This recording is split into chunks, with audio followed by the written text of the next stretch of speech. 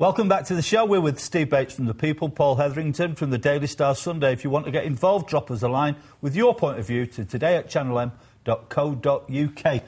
Emails. Yep, people have been getting in touch, of course. As we say, do get in touch. Any comments you'd like to make, we'd love to hear them. Here's one here. I'm a long-suffering City fan, and I can tell you I was a little bit frustrated on Saturday. However, Rome was not built in a day, so City fans will have to be patient with Mancini and his tactics. It's a work in progress, and I'm positive he'll get things right next season. Let's face it, when does City do things the easy way? That's Ron from Wigan. Couple more about United. United have been under par for most of the season, but it's saying something about the current standards in the game when they've got a couple of weeks away from more silverware and have both the Premier League and Europe in their own hands. That's from Andy in Stockport. And finally, Jim from Stretford. Never mind all this talk about Beckham. It'll be all about Rooney when the games take place over the next 2 weeks. Well, we'll come to Rooney in a minute, because he is, at the moment, a real force of nature. But you were interested by somebody who's not going to be on the plane, weren't you, today? Anderson. Discuss. Well, I think it's fair to say that he is out of favour. It's been well documented that there's been a problem there. And I think unless there's some late injury which we don't know about at this stage, which could explain why he's not in the squad at all, he certainly wasn't going to play in this match, then I think Alex Ferguson's making a point to him. And he's well back in the pecking order now. I mean, even though United have got Hargreaves injured and they've got Giggs injured, who obviously Ryan can tuck in there and play in midfield. If you look at it at the moment, I mean, my guess is they'll go Fletcher, Carrick and Scholes in midfield tomorrow night as the three, with two wide players. I would go Nani and Park, Rooney obviously through the middle. If one of those three sort of central midfield players gets injured, then that makes Darren Gibson the favourite to step in. So Anderson is, right down the pecking order at the moment. When you talk about Manchester United, Steve, yes, human nature means there will be conflicts within a football club, but you can't afford to stay out of favour long, not if you're going to have a United career, can you? No, not really, and you certainly don't want to be upsetting Alex Ferguson anyway, because there's only going to be one winner of that battle if you do. It's quite ironic, really, that Nani, who was out of favour a bit earlier in the season for some comments he made when he was back in Portugal on international duty, he's now right back in favour, and Anderson, who came with him from Portugal at the same time, is out of favour. But, as Paul says, Anderson's obviously clearly out of favour. I don't know what he's done, but there's clearly something gone wrong there. Otherwise, you would have to say that he would certainly have been included in the squads. But I think I'm right in saying he didn't play in either of or certainly wasn't involved in either of the Manchester City Carling Cup semi-final games. So it's quite clear. To be out for such a prolonged time as well means he's obviously had a rap over the knuckles from Mr Ferguson. He talked about Nani, obviously, and coming back into favour. That tackle, obviously, that brought the sending-off at Villa, do you think Ferguson might punish him for that and play Valencia? I think he'll have got a message since. I don't think Alex would mince his words on that one at all. Clearly, he let United down there, Nani, didn't he? It was a reckless challenge, and United then had to play with 10 men, played very well with 10 men. But maybe if they had 11, they'd have actually won the match, and that could be crucial in the long term. They'll be top of the league now, of course, as well. I mean, Nani's form has, I think, surprised everybody recently. It might not have surprised people like Alex Ferguson and Mike Phelan and Rennie Meulenstein. They probably see this in training, know what he's capable of. I think the rest of us, sort of on the outside looking in, are probably shocked at how well he's played, because he's produced some magnificent football. He looks as if he sort of, in a way, come out of the shadow of his big pal Ronaldo.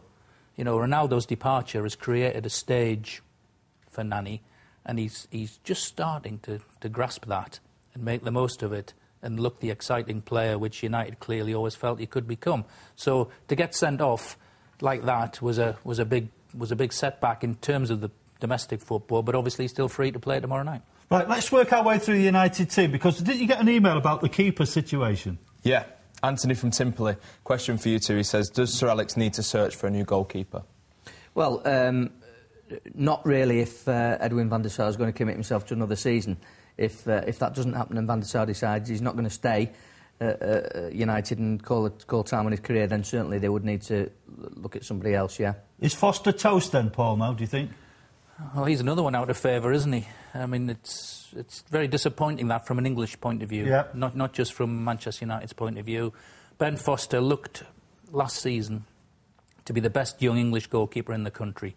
And nobody was shouting that more from the rooftops than Alex Ferguson, who said he is, without a doubt, future England goalkeeper. But Foster's, to be fair, there was one or two fairly high-profile mistakes earlier in the season, which cost him his place. I don't think some of his comments when he was away with England in Doha, Steve, when you and I were out there, about, because he played for England that night, and he made the point, how can I be first choice for England and third choice for Manchester United? I don't think that went down very well at Carrington and Old Trafford. So, it's a worrying situation for Foster. He's become third choice. He was battling to be first choice. He's become third choice. And I suspect United are having serious doubts about him now. I think he's missed a lot of matches through injuries, which doesn't help, obviously. But maybe they're just starting to question his temperament as well. Right, if we move forward through the team, we touched upon it. Vidic has been linked with a move away from United in the summer, whether it's to Real, whether it's to Barca, whether it's to Eastlands.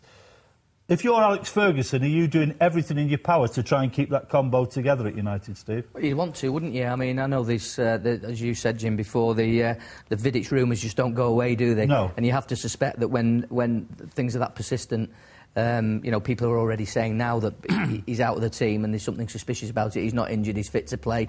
You hear it all the time, don't you? But I don't know whether that is the case or not. I'm sure if he was fit, then he would be in the team. He was on the bench a couple of weeks ago. But yeah, I mean, Johnny Evans has come through brilliantly. And Wes Brown, John O'Shea, they can both play centre-half. OK, they're probably not at the standard of Vidic's because he's at the very top of the tree.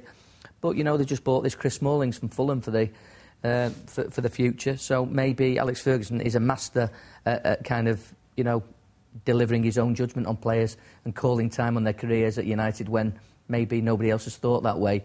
Maybe he might feel that, the problems with Vidic and the rumours about him wanting to leave and go and play his football in sunnier climes may just be the time for him to let him go. Right, let's not ignore the elephant in the room. Rooney, the most talked about footballer in English football at the moment. I think it's fair to say him. I'd say so, yeah. I mean, do you think he'll take centre stage this week? Well, he's got a fantastic stage, hasn't he, to go and just underline how good his current form is. He's in the form of his life. He's scoring more goals than he's ever scored before.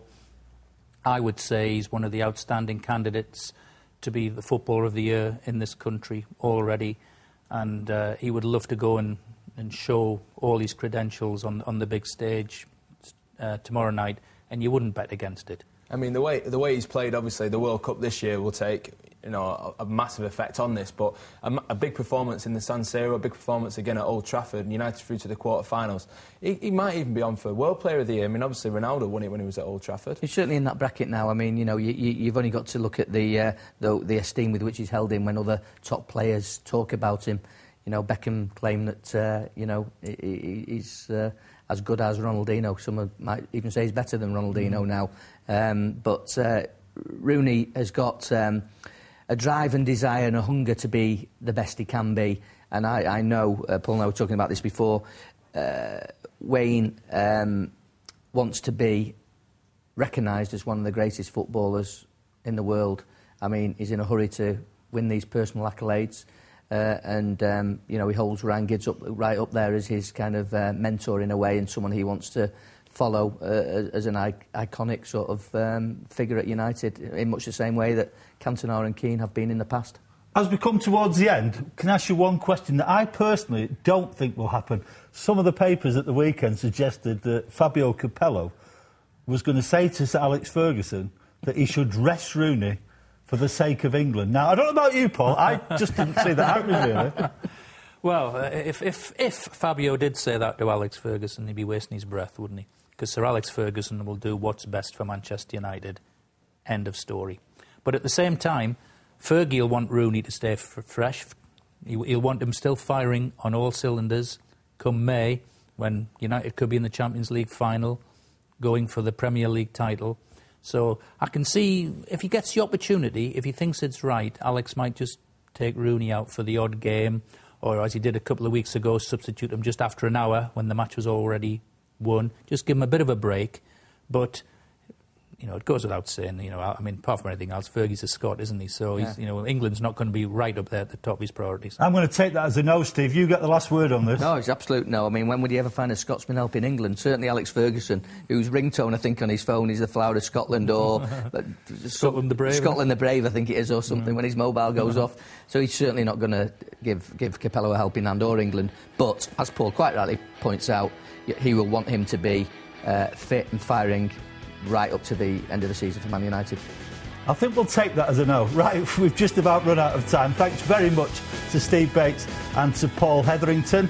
And Ian and myself will be sat here on the couch putting the football world to rights. Same time, same place next week.